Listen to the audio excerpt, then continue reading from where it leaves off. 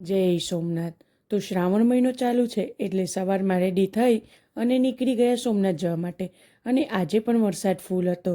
પહેલાં તો મહાદેવના મસ્ત દર્શન કરી અને ઝાંખી કરી લીધી. ત્યારબાદ બહાર આવ્યા અને આજનો મહાદેવનો શૃંગાર કમરનો હતો એટલે કમર લઈ લીધા. ત્યારબાદ ઘરે જવા માટે નીકળ્યા અને અહીંયા ફાટક બંધ હતું. બટ અમને શું, અમે તો બંનેના રોડમાંથી જવાનું હતું. ત્યારબાદ ઘરે આવી અને કમર પાણીમાં રાખ્યા તો મસ્ત ખીલી ગયા. ત્યારબાદ મહાદેવનો શૃંગાર કરવા બેઠી ગઈ અને શૃંગાર કરી અને કમરથી સજાવી દીધા મહાદેવને.